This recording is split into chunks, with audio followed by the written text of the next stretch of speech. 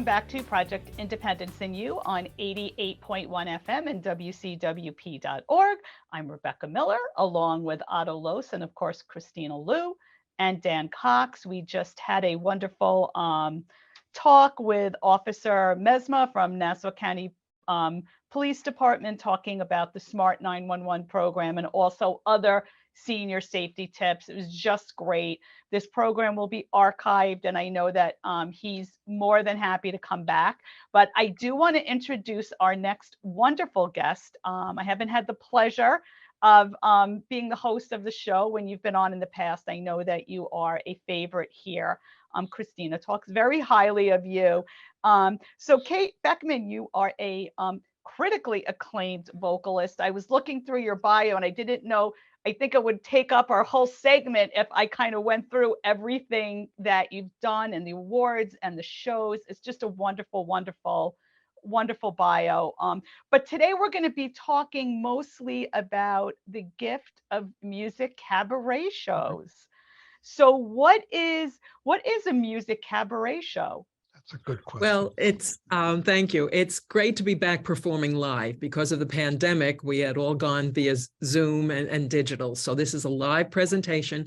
Cabaret, for me, what I love, it's a wonderful mix of music and stories and a theme. And what Eric and I, my musical director, what we've done for this particular new show is we've taken some of our favorite songs from our over 20 years of performing together, and we've put it together in a package, and it celebrates different areas. So we have songs that celebrate family and friends, songs that celebrate home, optimism, music, and of course, right now at this time of year, food.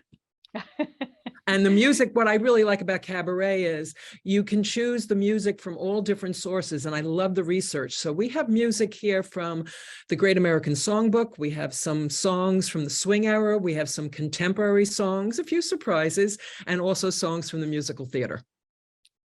So when is the show? What's the schedule? Okay, the schedule is we're doing it Thursday evening, December 1st, at 7 p.m. at the Rockville Center Public Library. And then that's for the South Shore, or anyone can attend. And then we're doing it again that Sunday afternoon at 3 o'clock at the Port Washington Public Library. And both shows are free and open to the public. The only thing I do ask, and the libraries ask so they have an idea, is go to their websites and to their events calendars and register, and then you're all set. We've just recently picked up another performance for the public with Plaza Theatricals in the Elmont Public Library. This is a performance that you have to purchase tickets for, and that is going to be Sunday, December 18th at 2:30. So we have 3 of them coming up. That's interesting. I have season tickets for that Plaza in Elmont, and they're doing a great job. That they say it's the only professional show set up in Long Island, and we've been to about 3 shows now since they took over, and it's been excellent. Excellent. Well, that'd be great. Well, then if you have, I don't know how the subscription works, but Kevin Harrington, who's the producer, he just contacted me and asked me if Eric and I would be available for the Sunday, December 18th. And we said, yes. So we're looking forward to it.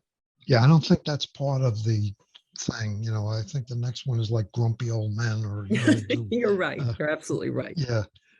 But that's interesting. That's great.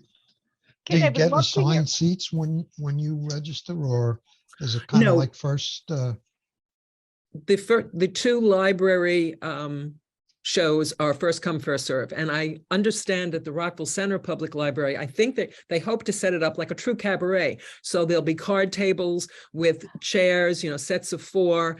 And we had a murder mystery in October that we did in that setting, and it was very, very well received. So it's first come, first serve. So it looks like you've been performing your whole life, and I would love to hear just a little background and what kind of drew you to this type of performing in cabaret.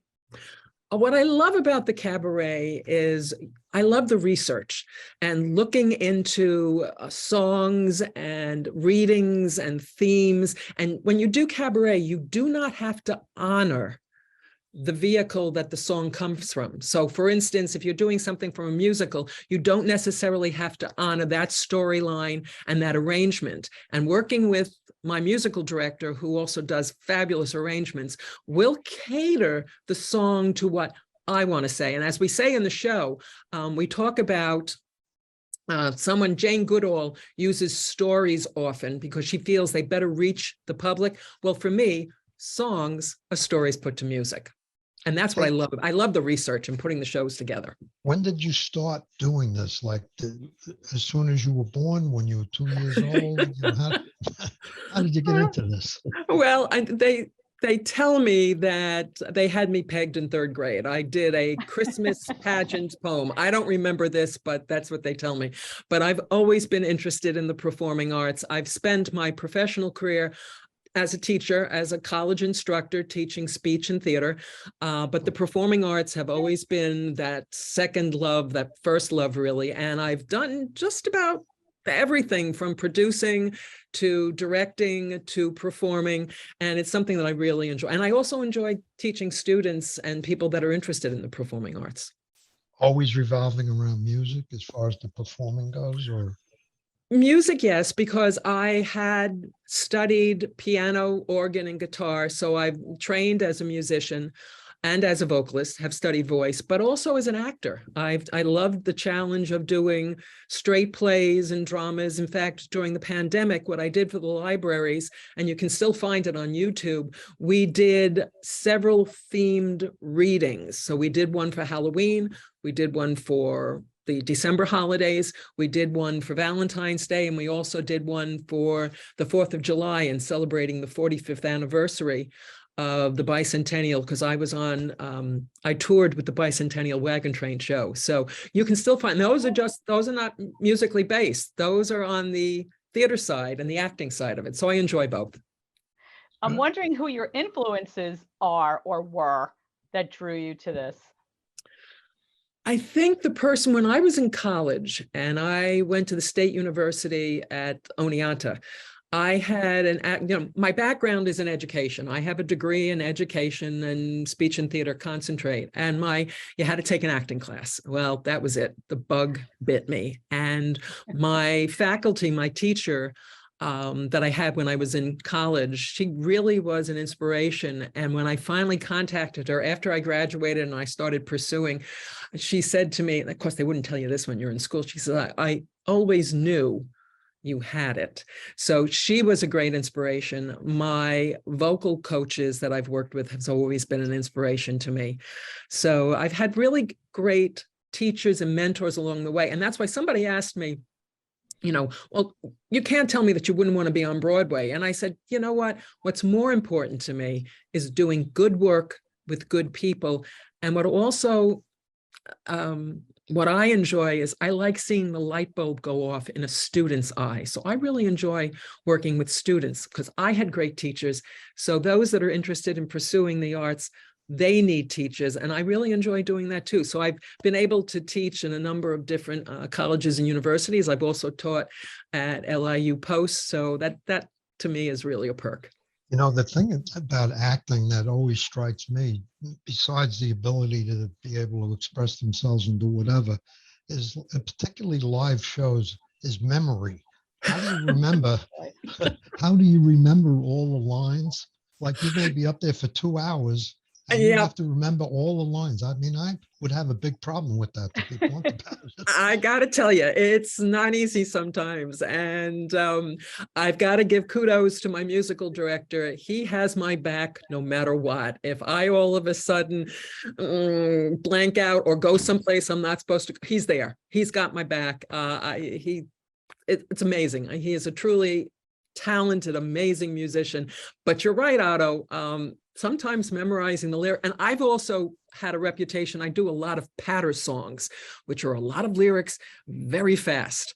And you got to keep a positive mindset too. I always tell students, whatever you do before you go on stage, don't run the first couple of things you have to say, because if you're waiting to break the wings, as we call it, and all of a sudden you can't remember what it is, that means you're stepping on stage going, I don't remember. That's a terrible place to be. So oh yeah, oh yes, definitely. You have to improvise, I guess, at that point. I And have nobody been, really knows if you didn't do it right as far as that goes. that's true. And if you're doing a straight play or if you're doing dialogue, that's great. And we're also trained to create the character so that we know the character. We've created a life and an autobiography of the character, which goes beyond what the playwright has written for us. When you're doing music, it is a different story. I mean, I have been known to all of a sudden create lyrics that rhyme and fit to the music, but it's a scary thing. In fact, I was doing Kate and Kiss Me Kate, and there was a scene between Lily Vanessi's present lover and her ex-husband, and it's just the scene between the two of them. And the character doesn't say anything, and the two of them went totally up on lines. Thankfully, we were in rehearsal, because the minute my character opens her mouth, that ends the scene. But it can be kind of scary. And then you get the look, you look in your fellow actor's eyes, and you see that look like, help me, I don't know what's next. So you have to support and really know what's going on. You really got to get into the character's head. I know one of the things that Kate really wanted to talk about is, what really is cabaret? I think there's a misnomer. People may think it's one thing, but it really isn't. And I mean, there's certainly cabaret for family. There's certainly for all ages. So if you can just give us a little bit more of an education on what exactly a cabaret is and who would be enjoying the cabaret performances. Sure. Thank you. Thank you. I want to get the word out. I would like to introduce more people to cabaret. And you're absolutely right. It can be for a number of different, any audience. It depends upon the performer and how they've put their show together. It goes way, way back, beginning, I think, in Germany. And what it is, it's a more intimate venue. Usually there was food or drinks being served, and it was a closer, you didn't have that distance between the audience and the theater. And what I like about cabaret is, and the way I approach it, and every performer is different, I'll choose a theme and then find songs and stories and patter that connects it all together to tell the story with it. Other performers will sometimes do a cabaret entirely on one composer or one time period. A mentor and a friend of mine, Andrea Marcovici, will do something around the songs of World War II. I have a program that is about music in the swing era. So it depends upon what the theme is. And sometimes it's the stories that intersperse. The music can be anything. And that's what I love. I love the research. So it can be for families. It can be for, adults. It can have a more mature theme. Sometimes you'll see that in some of the later night cabarets in the city. So it's, you have to do your research, and then you'll have an artist that you love working. I got a chance to talk to Brian Stokes Mitchell, who is a favorite of mine. And Stokes had just done some cabaret work. And after his masterclass, we went up to talk to him, and I mentioned the cabaret, and his face just lit up, because he's one of our leading stage baritones right now. And he said, oh, isn't that the greatest venue? So we get to step out of doing book shows and create a show that we like to share with our audience. So you can hear and see just about anything in a cabaret. And it's that intimate, that close, and being close. In fact, I've trained some performers, and they did cabaret, and they were used to doing book shows. And when they did the cabaret, this was the first time they got off, and they said, that was the scariest thing I ever did. Because many a times what you see in cabaret is you'll see Kate. You don't see a character in a play. So it's very vulnerable, and you get to see me instead of if I'm playing, Lily Vanessa and Kiss Me Kate or something like that. Maybe one of the things that got knocked out because of our power issue is the fact that you're going to be performing in Elmont. Maybe you should repeat that, because that might have been during the power outage, December the 18th date. Okay. We have a performance on December the 18th at the Elmont Public Library, which is with Plaza Theatricals. Now, that particular performance you will have to purchase tickets for and go to Plaza Theatricals. That performance on the 18th, curtain is at 2:30, and just the two free performances, December 1st at 7 p.m., Rockville Center Public Library, and Sunday, December 4th at 3:00 p.m. at the Port Washington Public Library. For both of those, if you just go to the library's website and go to their events calendar, and you'll be able to just sign up and register. And the Plaza one, I think Plaza has a website. Yes, Plaza Right. Theatricals, yeah. Although I don't know right now, I haven't gotten the information about how to get tickets for that, but I'm sure if you go to their website and contact them, they can help you. I want to thank you so much, Kate. We actually are at the end of the segment. All the information is wonderful. You can always call 311 again, 516-869-6311 to get information on any of these programs. We'd be happy to give you that information. Again, thank you so much for joining us, and we look forward to having you back on the show again. You're listening to Project Independence in You on 88.1 FM and WCWP.org. We will be right back. So I get this call from my grandma, and she's like, "What's a podcast and how much does it cost?" So I tell her, podcasts are like radio shows, but you can download them on any device and listen to them anywhere at any time, and they're free. And then she says, "I see, but where can you find good ones?" And I'm like, go to wcwp.org/podcast and check out the lineup of original shows, or download any podcast app on your phone or tablet and search for LIU Studios. And she's all like, "Oh, that sounds easy." And then she asked me what an app is. LIU Studios podcasts, available on any podcast app. You know, those little button things on your phone screen. Just ask your grandkids. And welcome back to Project Independence in You, 88.1 FM and WCWP.org. I'm Rebecca Miller, along with Otto Los, and of course, the fabulous Kristina Lou, who is the radio show producer. Today, another wonderful show. Officer Eugene Mesmer talking about Smart 911 and senior safety tips. Perfect timing. I mean, he had a lot of really great tips, and that Smart 911 program is really terrific. I know we're going to have him back because he still had a lot of things to talk about. So another great show. And then we had Kate Beckman, who is a critically acclaimed vocalist and really a performer these days in the cabaret shows. So we had a little education on what is a cabaret show, and she's got some performances coming up, and we're happy to provide those information on the performances. Just give us a call at 311 or 516-869-6311. And so now we are at Talk of the Town segment. So Kristina is going to fill us in on what's going on. What is going on, Kristina? And Well, are we ready for that, or are we still just going to chat? I know. We'll have a mix of a little bit Okay. of everything. But I just have to say that the first two segments were fabulous, despite some little technical hiccups. But Officer Mesmer, I really love to have that kind of topic on, especially seasonal, because listen, we all know the things that we're supposed to be doing. But once you're in the holiday shuffle, I think we could all agree, you get kind of sidetracked, everyone's minds on 10,000 different things.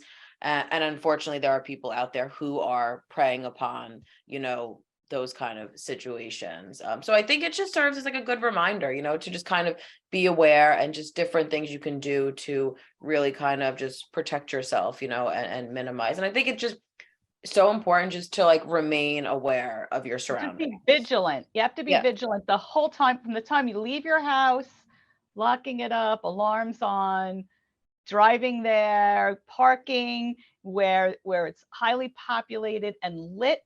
Yeah. And, putting your stuff in the trunk, like he was saying. But, you also have to realize people could be watching you put stuff in the trunk. So, go home after that and just be vigilant. It is, and I always learn something every time we, have these kind of segments on. And, something that, many years ago when we first started, we had this kind of topic on. And, I know for myself, I'm at the supermarket, I'm schlepping a bazillion packages always.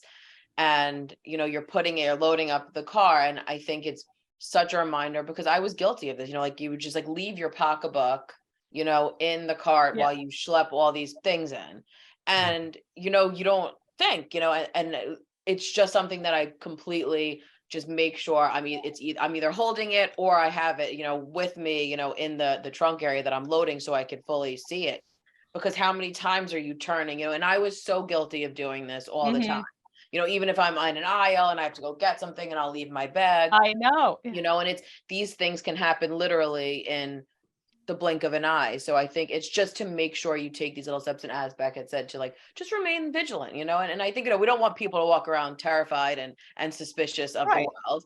But I think it's just a rule of thumb, no matter what situation you are in, to just be aware of your surroundings, Well, and two it's kind of things- just to stay present in that moment.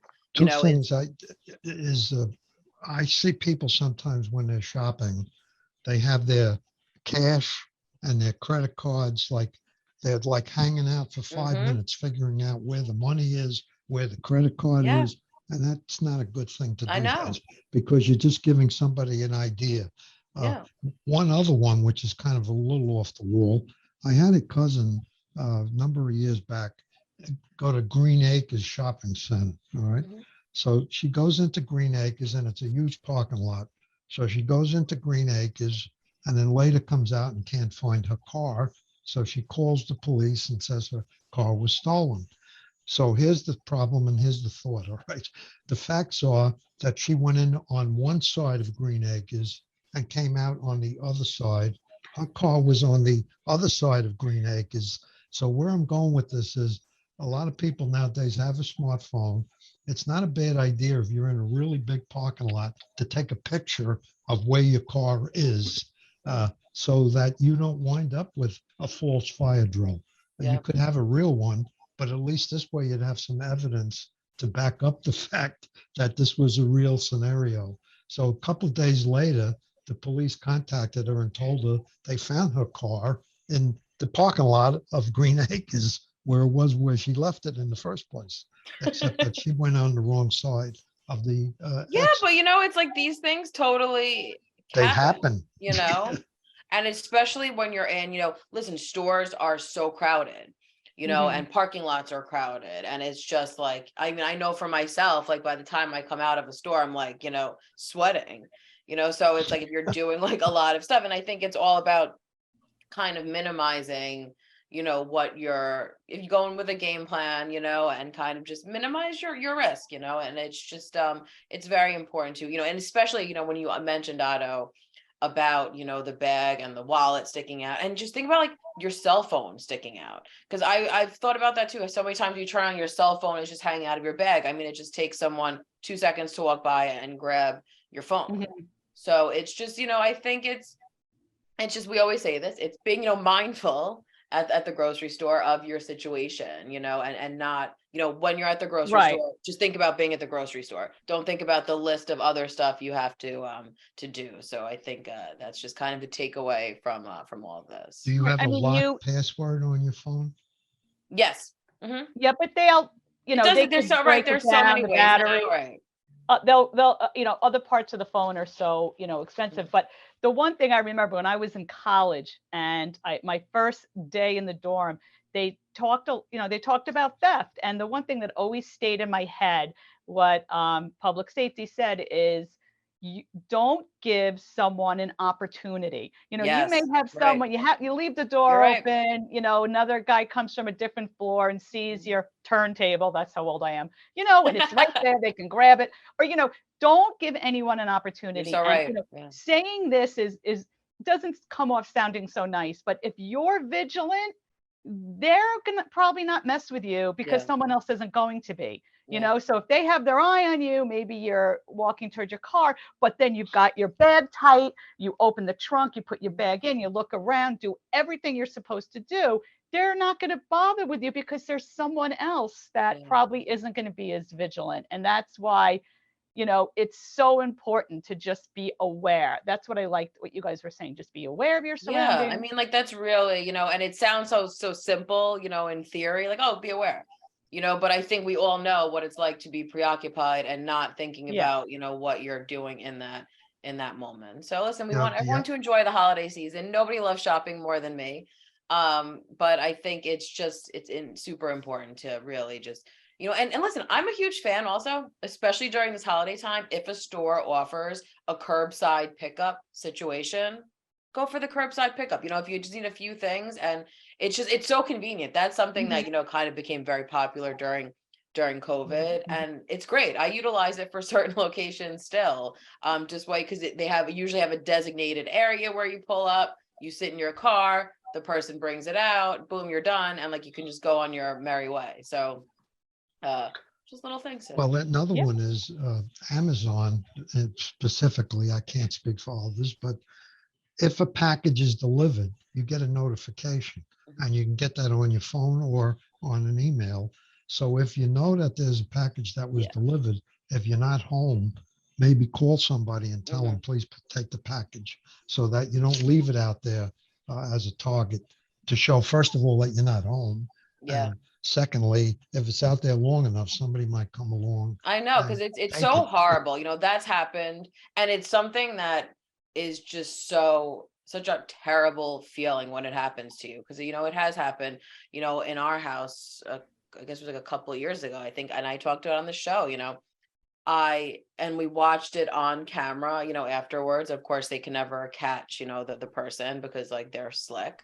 And it wasn't even anything that exciting that they took from me. It was like I had ordered like some like little tripod stand for my iPhone and something else like silly. We're not talking like, mega bucks, but it was just such a violent, and they literally took that package, replaced it, which is the weirdest part of the story, with a box filled with baby wipes.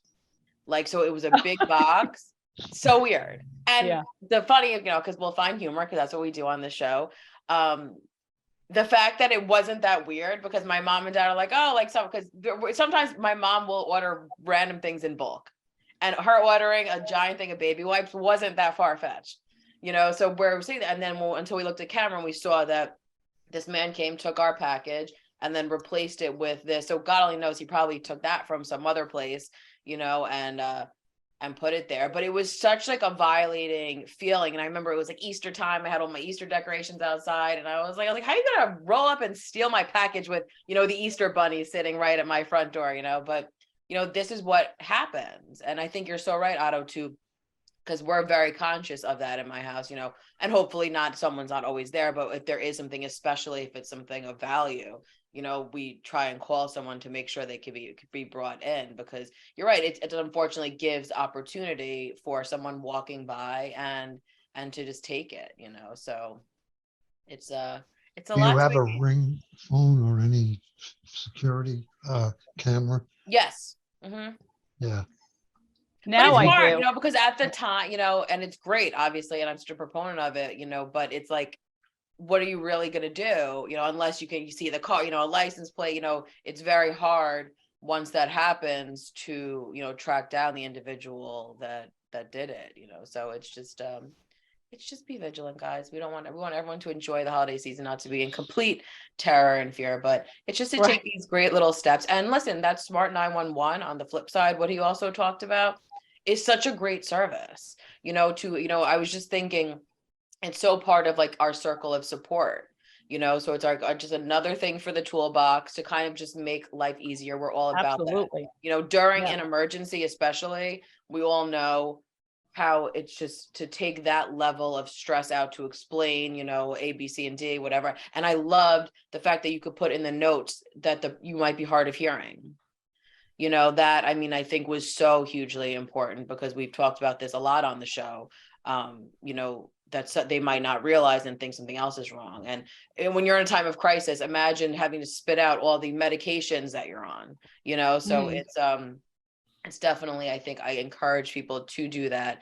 And I like that you can call the number if you're having trouble, and they can kind of walk you through that too. So we will have all that information up at the end of the video, of course, and you could always call 311 or 516-869-6311 to get more information. So great segment, guys. You had something on material you sent out, which is a good topic, and that's the gratitude I do. Yes, because Thanksgiving, which I feel weird saying, is literally right around the corner. I'm not sure how that happened.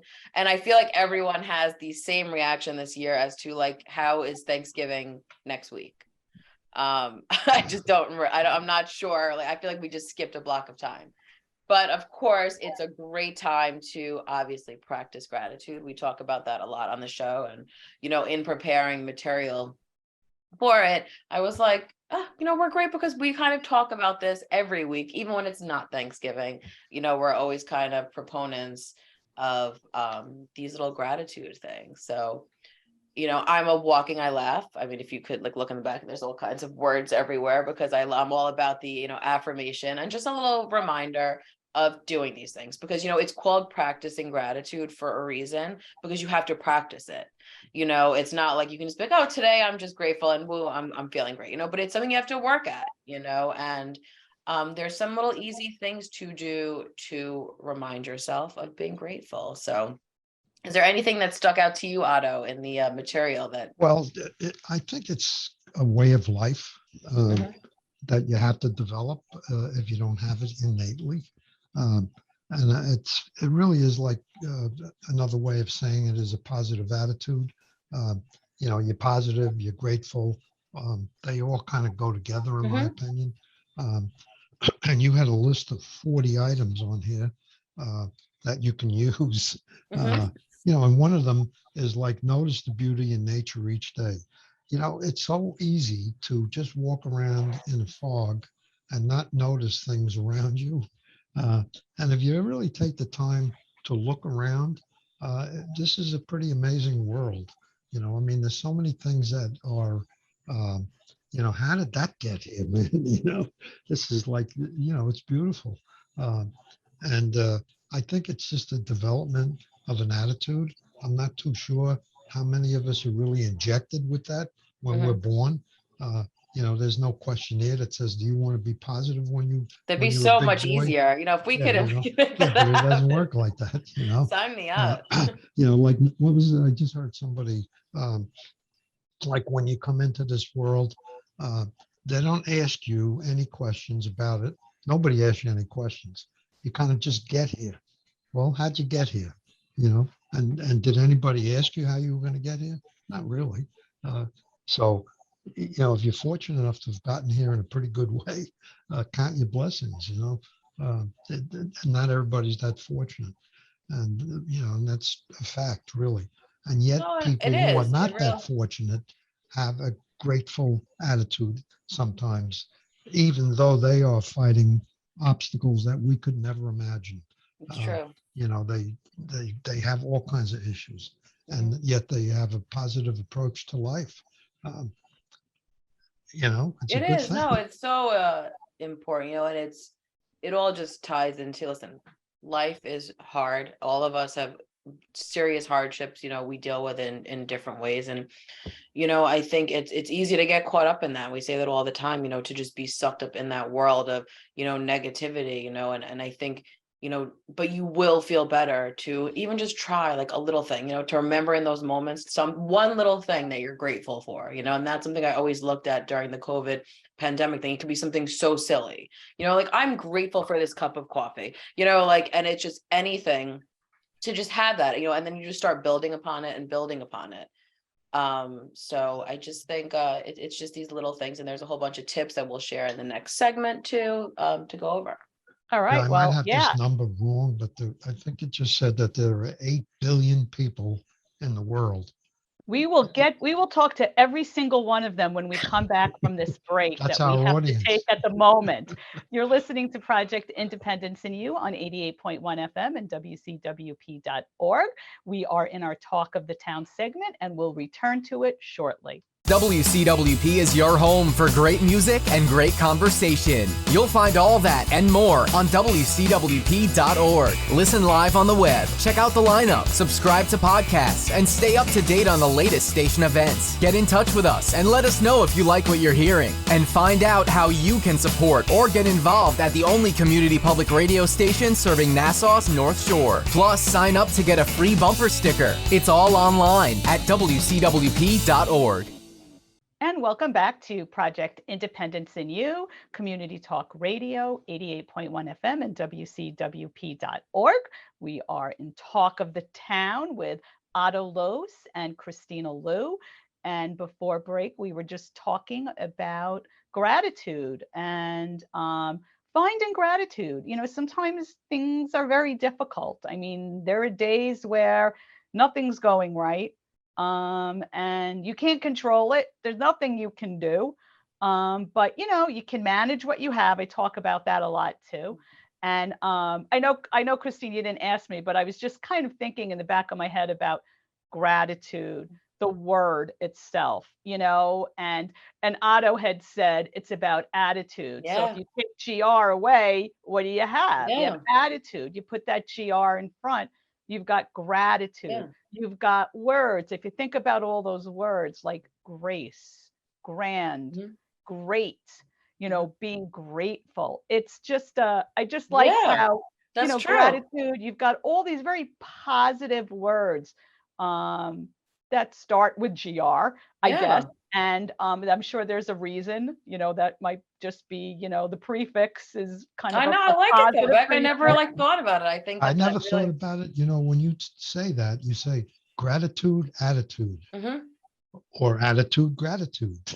Yeah, right. You know, but they do. I never thought about that. I know, Beck. See, look at that golden nugget, Beck. That you just there's a golden nugget, and that is a golden nugget. Christine, I love to hear, you know, you talk about finding that nugget for the day, you know. And it is because, you know, I think like people always think too big, right? Like sometimes, and it gets overwhelming when you think about like, oh, I just to be positive or to, you know, have, you know, but like, you know, I think I always love, and I just know it works personally for myself to just break things down to like a simpler level that it feels doable. It feels like something you can accomplish, right? We're not asking you to walk around and be like, oh, forget my problems and skip, you know, the rainbows, you know, but I think like you can just to do these little things, you know, and there was something that stuck out of me and something that my grandparents always were so big on when I was little, and it was like to write thank you cards, you know, and it was just to, and it's a dying art, you know,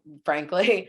There's like, you know, a handful of people that like still do it in my life, in my age bracket and stuff, but you know, it's something that's so important to me. And listen, I go a little overboard sometimes, so if I'm, you know, having a party, I like send these thank you cards, but of course there's always some kind of little photo inside, or, you know, I like that.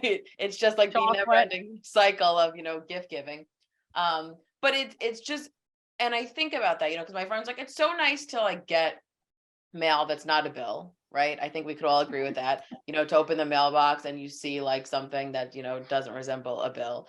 And it's just like a nice little token. And I think, you know, in doing that, it makes you feel good. And then it spreads it to the other person, it makes them feel good, you know, so it's just passing along this kind of way and this feeling, which is something so simple, you know, and I love nothing more than picking out a pretty little note card, you know, and writing in it. And I think it's just kind of a nice little thing and a simple thing to do for someone. Now, gratitude with mail is now we won't be getting any political mail for a little while. That's right. If you're in my house, you're just getting, you know, endless catalogs and coupons. I mean, I can catalog and fundraising efforts. There's at least 3 or 4 of those a day that come in.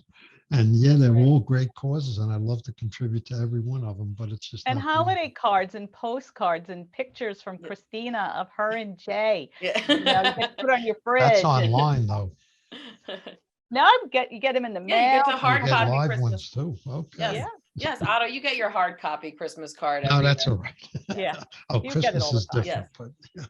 Yes. No, we're talking about the hard copy Christmas cards.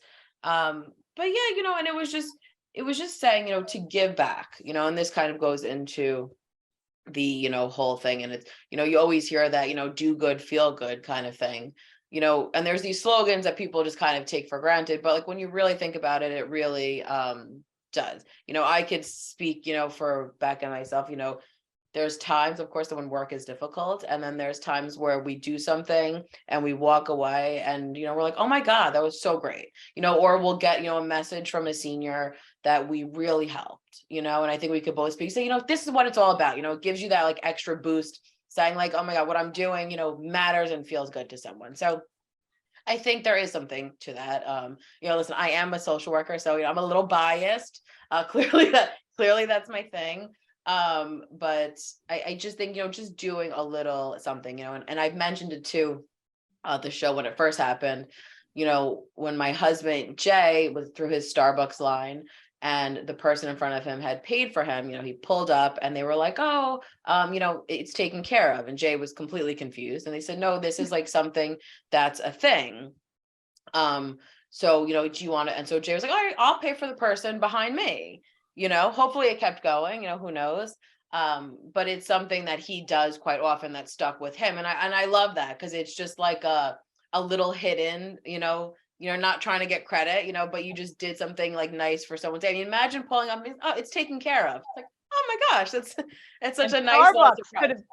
Starbucks could have been like a mortgage payment, Well, that's what I said to Jay. I said, Jay, be careful. You never know who's behind you, how much things right? they ordered. You're not sure. Well, people do that in a drive-through, like McDonald's or whatever. Yeah, well, I guess it's a similar concept because that's what was going on in the but Starbucks. You don't know what it's going to be until that car comes up, and I guess they but leave that's the why you're amount just blank doing until good. those people get there, and then they stick the amount in. Yeah, but it's just a nice, it's a fun little gesture, and I like, when you're able to do something like that, and you're not like seeking the credit, for it. It's just like a nice little gesture, of kindness, So if I may, I had a almost, I'm gonna say, a life-changing experience yesterday. And I was invited to a bereavement group.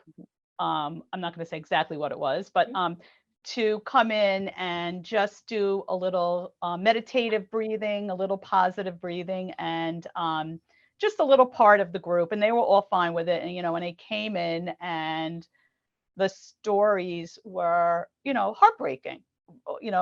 Every person had a different story, had a different kind of loss.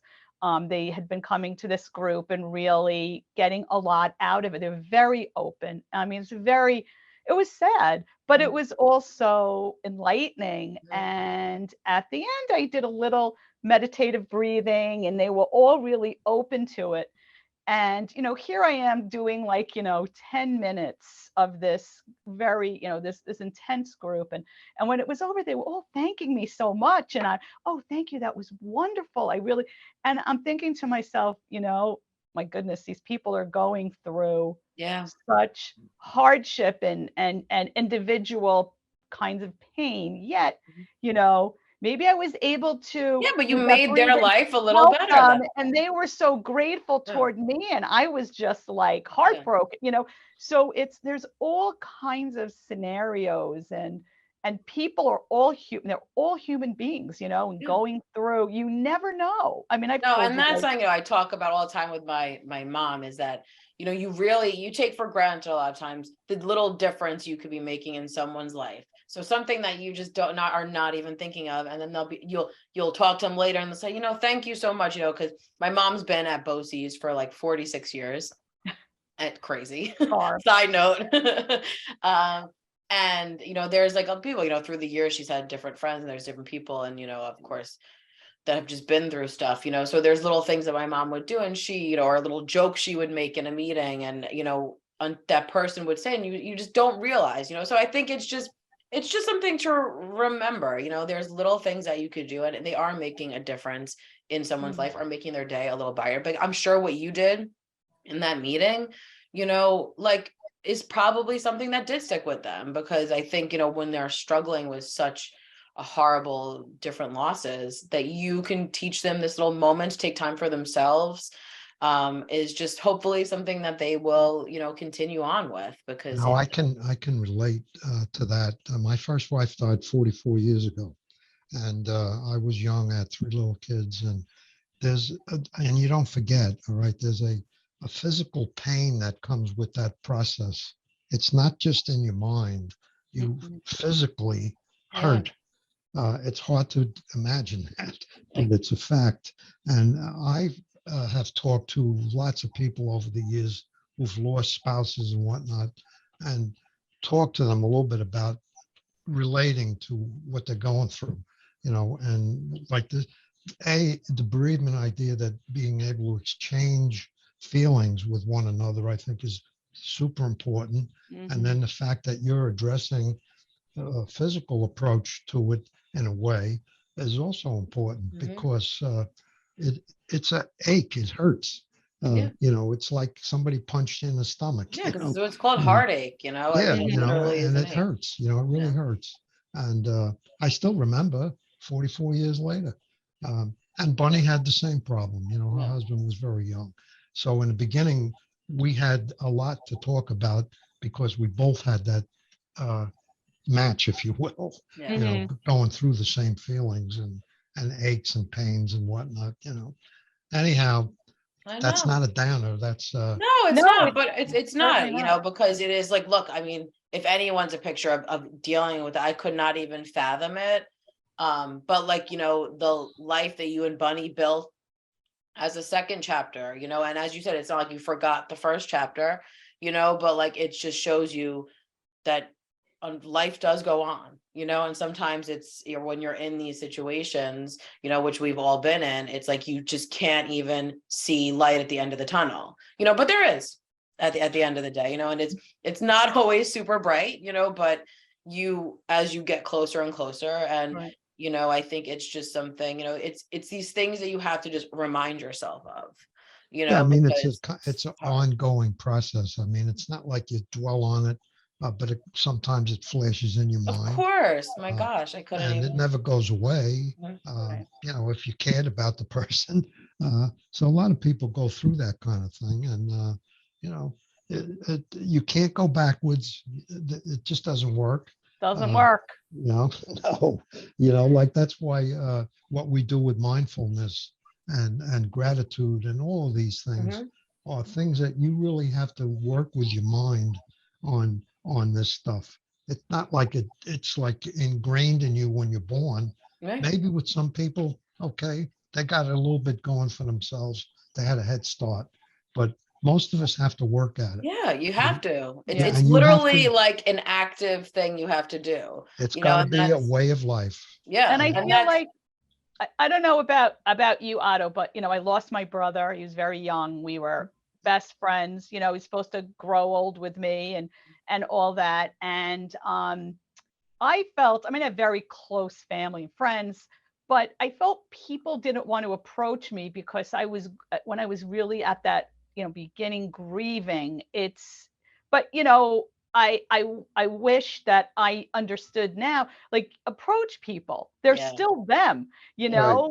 it's not like, grieving is this isolating experience. And I think one of the things that I realized yesterday, even in this wonderful group that was led by Krista, she's terrific, Mhm. or one of our Project Independent social workers. She's so, and she's still learning, and Yeah. she like expressed that. Mhm. Something was very special, Mhm. is that they were so thankful because they were kind of treated like, okay, you're still you, but you have to remember that too. Yeah. So it's kind of like a two-way street. You That's why I kind of think the support groups are so important. so important. Because, of course, listen, I think, an individual therapeutic relationship is important as Absolutely. well. But I think, especially when you're dealing with something like a loss or a caregiving situation, I mean, there's a whole host of different things, and I think sometimes that those feelings are so isolating, so to be in a room, and I think that's just human nature, right?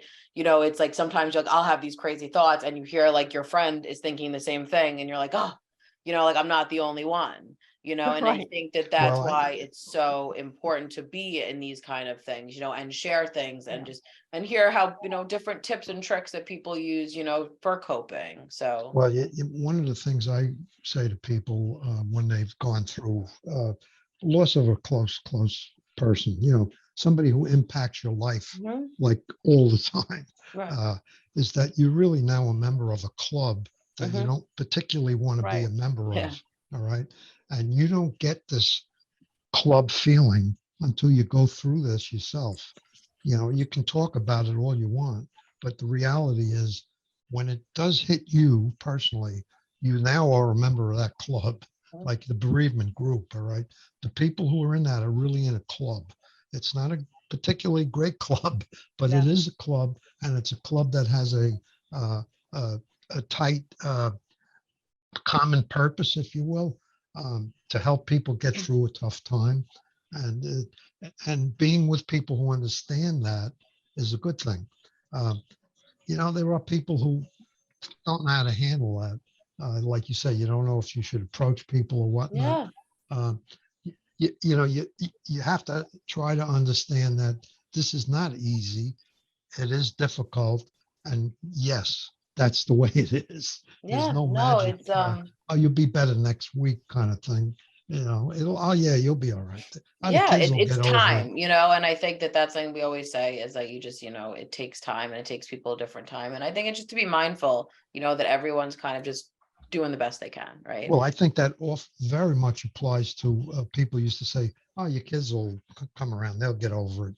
That's a lot of nonsense. Kids are just like we are. And they need to be in the club with people who understand how they feel. Even though you're 9, 10, 12 years old, you still got those feelings. You don't. But you don't get them out as much because people say, he's just a kid, he'll get over it. Listen, it's definitely, it's we important. learned that the because hard way. we all know it feels better. It might be hard to do, but to get it out, certainly in the end feels better. But we are rapidly approaching the end of the segment. I just want to remind people that if you know anyone that is in need of a Thanksgiving meal, or you want to volunteer in a soup kitchen or something, there's so many different opportunities. Long Island Cares has a bunch. You can call 311 or 516-869-6311 to get in touch with one of our social workers, because there's so many different options out there. And we talk about giving back. So volunteering, especially this time of year, is certainly something that makes you feel good to do. So please call 311. There's a veterans donation drive that's starting off in the town. And there's also a Toys for Tot drive.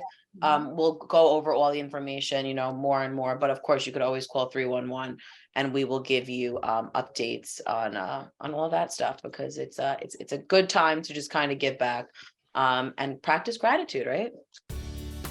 Hey, you know what? I'm grateful for Dan too, even though, we had little technical difficulties today, but I'm grateful for you guys. I'm grateful for this show. You know what? Grateful for everyone on this show. I'm grateful for everyone on this show. I don't know how much time we have left, but, I want to, wish everybody, all of our Project Independence members, all of our listeners, everybody at PI and the Town of North Hempstead, a great Thanksgiving. So happy Thanksgiving, and we will be just listening every week, and have a wonderful, wonderful weekend. Project Independence and you, grateful to be on the air. Have a great weekend.